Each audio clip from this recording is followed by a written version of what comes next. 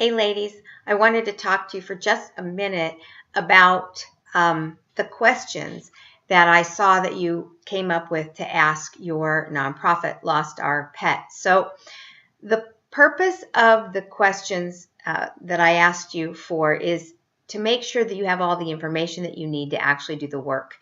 So let me just go through really quick what I think you should have done. And you maybe did do this, but just in case, I want to make sure you have everything you need.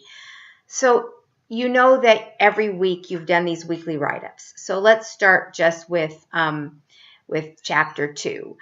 Chapter 2 was about what the organization needs to get done before the organization actually brings volunteers in. Of course, they already have 900 volunteers or something, so they brought volunteers in whether they did these things or not, and that's fine. But what we want to look at is, are any of those main pieces that we hope are done, were they not done? Because if they weren't done, then you want to recommend that they still go back and do them. So, for example, a lot of organizations use volunteers, but they haven't really set out kind of a strategy for how can we best use volunteers to get to our mission. And so maybe some of the ways they're using volunteers are really excellent and will get them to the mission, but maybe we can see that some of the ways they're using volunteers not necessarily well thought through. I'm not saying that's the case for this particular nonprofit. I'm just saying that the way that you would answer that question is by looking at what they're doing. So in this case, you would go to your survey and they would have the different programs listed out, whatever that they use volunteers for. So I believe that they use volunteers to play with animals. I believe they use volunteers to clean cages. They may use volunteers for fundraising. I'm not sure. But at any rate, what you want to look at is, what did they do to plan for each of these volunteers, not just for meeting the mission, but to think through what kind of supervision are they going to need, what kind of, how have they been integrated with the staff, all these questions that come up in the readings. You want to see if you have enough information to know.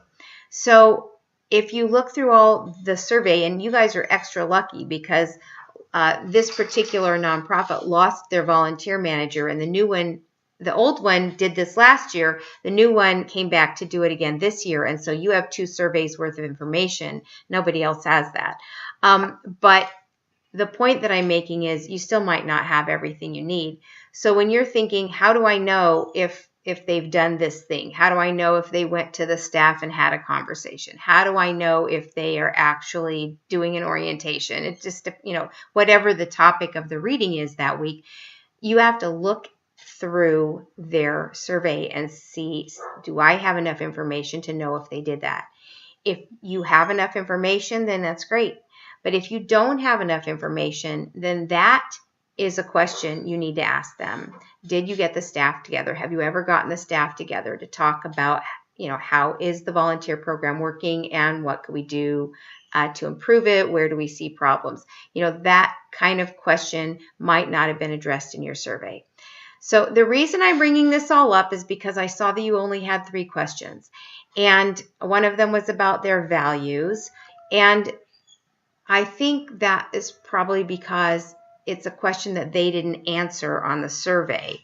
But I don't see that you've actually been through each of those weekly writings that you did. And that's all you really have to do. You have to take the weekly write-ups that you did and say, oh, look, this is all the best practices. This is what they should be doing. Then go look at the survey and say, do I have enough information here to know if they're doing any of this? Now, use your brains, obviously. There might be some of those best practices that don't apply to a nonprofit like this one. There may just be some things that don't apply at all, and you don't have to ask them if they did it. And you'll know that. You'll know that, well, I'm not going to make anything up. I'm not going to guess, but you will know whether each of the best practices fits for your particular client.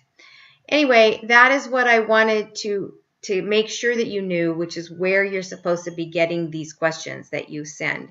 And I think that if you haven't done that kind of thorough thing where you take your week by week and say, do I have enough information to know what they're doing?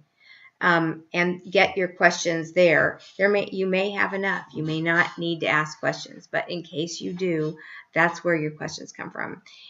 I hope I've been clear, but if I haven't, please feel free to get me to clarify this for you or to ask me the questions that would help you understand what I'm getting at. All right. Have a great weekend.